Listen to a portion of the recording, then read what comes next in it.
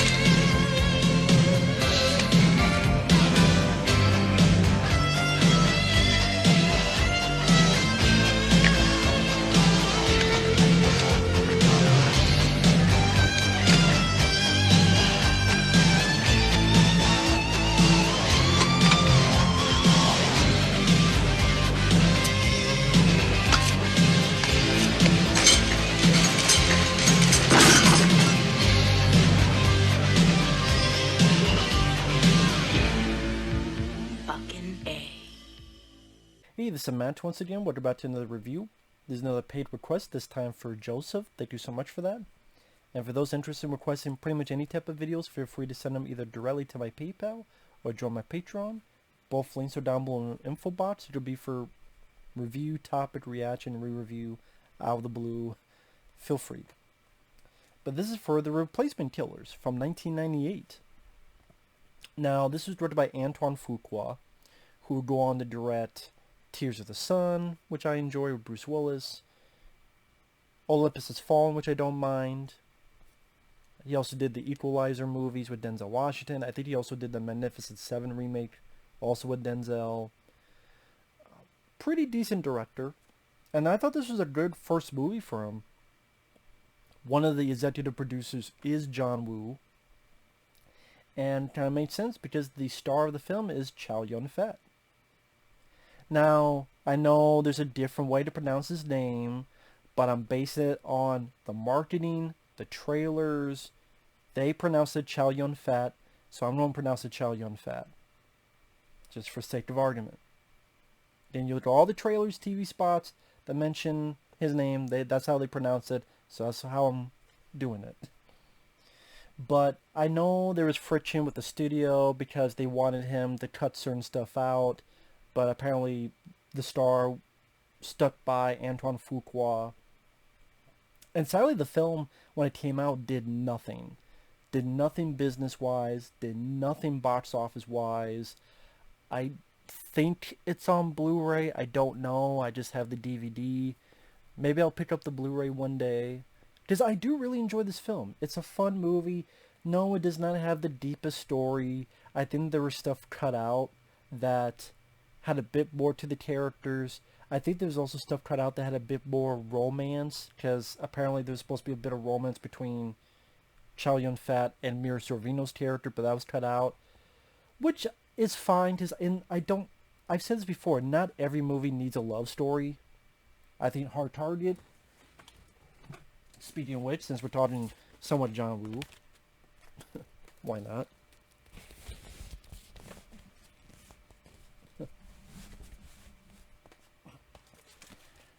That didn't need a love story, and some of that was cut out, I know. I don't think this needed it either, so I'm fine with that being nixed in the editing room. And the story is very simple. Chow Yun-fat is a guy doing hits for this triad boss. He's supposed to do 3 hits. If he doesn't, his family's going to get killed. He does 2 hits on criminals, that's fine. The 3rd hit, he's supposed to do on a kid. Why? Because the kid, his father is a cop played by Michael Rooker. Michael Rooker from Henry Portrait of a Serial Killer. Cliffhanger, he's in the Guardians of the Galaxy movies. He's in the new Suicide Squad movie coming up. Always liked Michael Rooker as an actor. I know he would then work with Ringo Lam, that director in Replicant with Jean-Claude Van Damme, which is a pretty decent one. Just Michael Rooker had this drug bust with other cops, and he had to shoot this triad guy, and the triad guy is the son of this triad boss. Thus, he wants revenge, but don't kill him, kill the kid. Chow Yun-fat's like, I can't do it. So he knows he's in deep shit, so he needs to get the fuck out. He calls so that his family will be protected, but he also needs to get there, so he tries to get fake passports, which leads him to Mira Sorvino, who does forged documents. But like 2 minutes into trying to get them, boom, the bad guys are in, and the rest of the movie is pretty much this them on the run from these guys. Bad guys come out of the woodwork, and a successive amount of action set pieces, well handled with a lot of style, nice color schemes. There's nice things of red and green. Like there's a point where Mira Sorvino's undressing. Sadly, no nudity, but still bra and panties. And looks good with the green color, and also there's the finale's a shootout in this alleyway, and it's a really good looking film. I like the way this film looks. I like the cinematography. I like the way it's lit. Very, very stylish. Same with the direction. The action scenes, I don't think they're as crazy as Hard Target or stuff John Woo would do himself, but fairly close. I mean, entertaining. I understand what's going on. And Chow Yun-fat, for his first American film, I would say it's his best American film. Now, it's not his best film. I would put Hard Boiled above it. But I do think it's his best American film. That's not saying much, because he had, The Corruptor, which I thought sucked. Bulletproof Monk, which I thought sucked. Crouching Tiger, Hidden Dragon can hide in my ass and stay there, because I don't like that film at all. I think it's overrated as hell. This I much prefer. And then he didn't really do a whole lot of American films after that. But sadly, this film, like I said, did not do much at the box office, which sucks. Because I think it deserved a lot more. Because, like I said, it's nothing that's going to rewrite the wheel when it comes to action films, plot-wise. It's very simple, it's very straightforward, but for what it's trying to do, it does it fairly well. I don't really have a lot of problems. It's a very short film. If you take out the end credits, it's only an hour and 24 minutes. It is rated R. It's not insanely gory. You get some blood squibs. I do think they have edited some out, though, because there's a point during the scene it's like a car wash. And I like the way that whole scene is shot. He's using the smoke. Chow Yun-fat's using the smoke to hide from the bad guys. And there's a point where he gets a gun on a guy. And he pulls the trigger and it's empty. But then he takes another gun and shoots the guy. Now when he shoots that guy, I think it's only one bullet we hear. But when the guy's fallen to the floor, if you freeze it, there's like multiple gunshots on him. Again, it's during the car wash bit. The whole car, it's like a car wash, but it's a warehouse. And then when he has this guy, click, no bullets, shoot with another gun. He falls back. I swear we only heard one gunshot, but there's like one here, one here, one here. So I'm guessing he unloaded and with probably MPAA had to edit it down. Maybe if Jack Craven, if you're watching this, feel free to let me know any details, because this guy is a wealth of information. And Replacement Killers never really gets talked about, which is sad, because for as simple as it is, it does well. Chow Yun-fat, you're right, he doesn't have the best capability of the English language, but for what he needed to do, I understood him. I liked his presence. I thought he did fine for what he had to do. And he still has that presence he showed in John Woo's movies. And he definitely knows how to handle a gun and make it look cool. Same with Antoine Fuqua. Like in the finale, there's a bit where he's shooting in a car, or through the windshield of a car, and there's a point where he's on top, and the way they swirl in the camera, yes, it's over the top. Yes, it's not realistic. But if you're going to do stylish, do it right, do it well, make it look cool, was someone who I give a shit about. All of those boxes were filled. I gave a shit about Chow Yun-fat. I liked him. I liked his look, his presence. He's got the it factor. And Antoine Fuqua shot it. And it makes sense how he got these action films later on, like Olympus Has Fallen, like Tears of the Sun. And like I said, the movie goes at a very quick pace. I never got bored. Mira Sorvino, I think at the time her boyfriend was Quentin Tarantino. And Tarantino said, you gotta work with this guy. You gotta. I mean, it's John Woo's, you gotta work with it. Because, of course, Tarantino's a big fan of John Woo's Hong Kong work. So, Mira Sorvino took it. And I've always liked Mira Sorvino. I don't know what she's doing nowadays. I can't even remember the last film she was in. But she was around this time in Mimic. I think she had done Mimic before this. And I really like Mimic. Mimic, I think, is an underrated creature feature with her, Charles S. Dutton, directed by Guillermo del Toro. Yeah, I've always enjoyed Mimic. I thought she did a great job. I've said it, like, I love The Relic. I love The Relic. One of my few issues is I wish it was Mira Sorvino and not Penelope Ann Miller. Because Penelope Ann Miller is okay, but I think Mira Sorvino is a better actress. I think someone like her, or honestly like Demi Moore, Gina Davis, they would have fit better in The Relic. But again, I love The Relic. It's one of my favorite monster movies. But yeah, Mimic is a good one. I guess I mentioned those because those came out around the same time. Might have been the same year. I can't remember now. But Mira Sorvino, I always thought she was a good actress. And not only she good looking, but she could hold her own. And the action scenes, she didn't look like, oh, what's a gun? She didn't look like, oh, a bimbo dead weight. She looked tough, but still sensual. Still sexy, still good looking. But she could actually act. She wasn't wooden. She wasn't, I'm going to recite my dialogue like that. She wasn't like that at all. So, again, Mira Sorvino is a plus. Again, a way of doing that badly would be like, I love Kiss of the Dragon with Jet Li. It's my favorite Jet Li film. But I'm not really a fan of Bridget Fonda in that movie.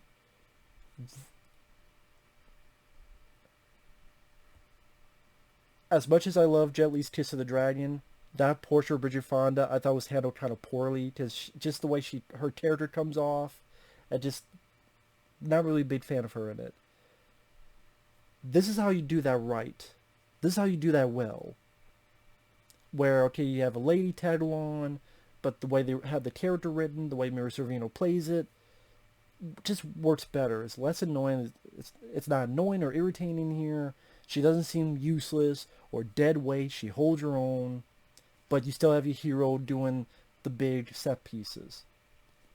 And she has some fun lines. Like, what happens when I tell... Like when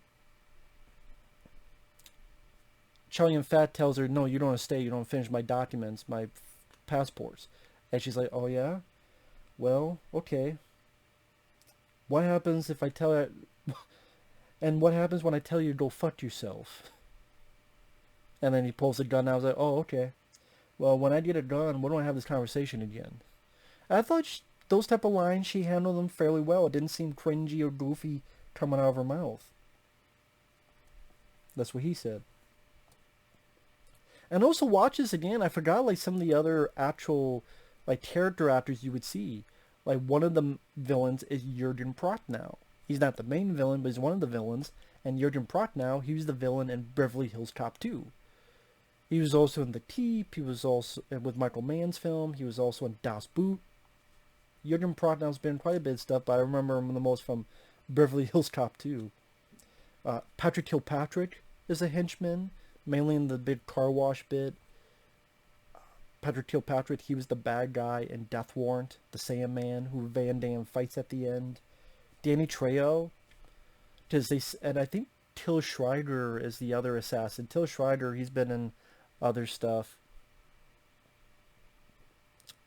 And but funny enough, I can't remember what they are now. I have them on the tip of my head. Just like Till Schreider, I recognize him. I forgot what movies he was in. But Danny Trejo is the other, because there's a point where the bad guy sends these two assassins to do the job that Chow Yun-fat did not do, and so then our two leads have to deal with these guys as well. It's one of those movies that has a little bit of plot, long enough for us to understand what's going on, and then boom, another set piece. So at the end, you have beginning, Chow Yun-fat takes care of stuff at a club, set up the story. Then we're in Mira Sorvino's office, you have an action set piece. I think it was well directed, go on a little bit of the story. And in between the action set pieces, the way the story's done, as simple and as typical as it is, it can work because you get good actors like Michael Rooker and Mira Sorvino and Jorgen Prock now, and even people like Patrick Kilpatrick, and you plug those people in, they elevate the typicalness, and then with the way it's shot, the cinematography, the score is subpar. I will say that. I do think the musical score is fairly subpar. I'm not really a big fan. I think the music could be better. Like if you, John Woo, you had Grand Revel and Hard Target, or you had, I think, Hans Zimmer and Broken Arrow. Those scores are really good. This sadly did not have that. It tries a little bit of this techno score. Blade, the same year, did it better. I mean, just look at the opening of Blade. That's how, if you don't do a techno score, that's how you do it right. That opening scene of Blade. Here, I think the techno score falls very short, and they need either a different composer or just better music. I thought the music was rather lame in this. I would say that's one of the few big nitpicks I have with the film is the score. I wish it was a lot better. Just I'm enjoying the scene, but man, if this had a great score, I would be enjoying it even more so. But yeah, you have the attack in Mira Sorvino's office. Then they escape after killing some people, kill some bad guys. Then Michael Rooker grabs Mira Sorvino. They have a chat, lets her go. Chow Yun-fat finds her again. They go to this place that it's like a warehouse, and there's like a car wash over here. The bad guys capture them. Chow Yun-fat gets out. Ba ba ba ba. Again, some nice choreography. I like when Chow Yun-fat's sliding on the floor with the, I forget what that thing is that mechanics use. A mechanic will get on it, lay down, and then be able to roll. I don't remember the exact term of what that thing is, but he uses it to go across and uses the smoke. It's not really smoke, it's steam. I should say steam. That's the better way to describe it. It's not smoke, it's steam from the hot water. So he's using the steam as cover. Then there's some nice squibs. Back when they did thing called squibs. In fact, I've told the story before, but I'll tell it again. I remember I did a review and someone said, "What the hell is a squib?" I went, wow. It's so sad that Hollywood never uses this thing anymore, so people don't know what the hell a squib is. A squib is like a little explosive, a pack that you put in, and then you put like fake food coloring, so when it explodes, make sure you have it the right way so it doesn't explode in, it explodes out. It's like a little explosive, so it makes a pop, and it makes it look as if someone's been shot. You want to see how you do that effectively, go watch 1990's Total Recall with Arnold Schwarzenegger, when Arnold's using that guy as a shield, like Paul Verhoeven. He knows what a squib is. But yeah, it's nice to see them.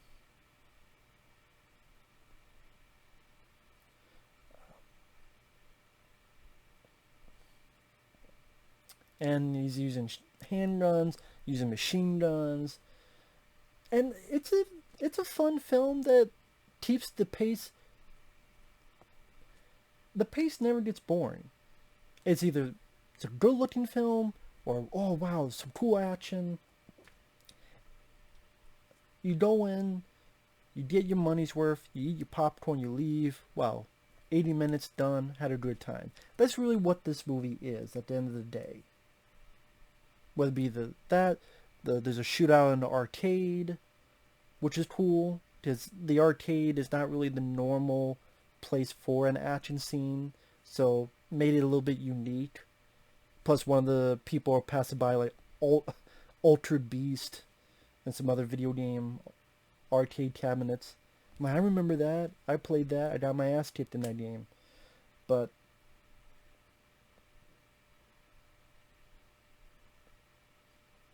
there's another bit in a movie theater, which I'm sure they would not do today because what happened with The Dark Knight Rises, the movie theater shooting.